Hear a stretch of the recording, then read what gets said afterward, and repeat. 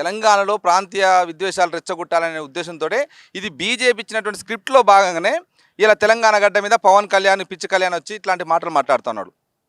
ఎట్టి పరిస్థితుల్లో తెలంగాణ బిడ్డలు ఊరుకోరు, చెప్తున్నాం, తన్ని తరుముతాం. నిన్న మా పొన్నం ప్రభాకర్ అన్న మాట్లాడినంత మాత్రాన మాట్లాడితే నువ్వు ఇంటి మీదకి పిచ్చి సైనికులను పంపుతావు.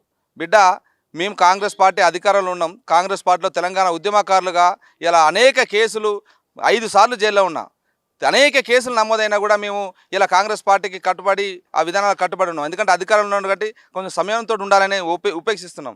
మీరు ఇట్లాంటి పిచ్చేష్టలు చేస్తే మేము మా కాంగ్రెస్ సైన్యం కానీ తెలంగాణ ముఖ్యంగా కాంగ్రెస్ పార్టీలను కాదు, ఈ తెలంగాణ గడ్డ మీద ఉన్న ప్రతి బిడ్డ కదిలింది అనుకో, నీ పిచ్చి సైన్యం ఎడబోతుందో ఒకసారి ఆలోచించుకో. ఇక్కడే సీఎం ఏం పీకనుండి ఇక్కడేం పీక్తా అన్నాడు.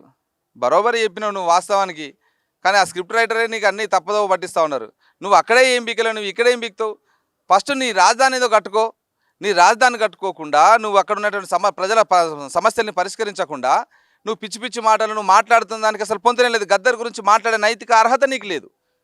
గద్దర్ ఎప్పుడు కూడా ఇట్లాంటి దోపిడిదారులతోటి ఈ దేశాన్ని మతం పేరుతోటి కులం పేరుతోటి విభజించి మొత్తంగా ప్రజల మధ్య విద్వేష రాజకీయాలు చేసేటువంటి వాళ్ళకు మద్దతు చెప్పలే గద్దర్. గద్దర్ను వాడుకొని నువ్వు రాజకీయంగా నువ్వు పొలిటికల్గా కావచ్చు, లేకపోతే సినీ పరిశ్రమలో కావచ్చు, ఒక పేరు సంపాదించుకున్నావు గద్దర్ను వాడుకొని.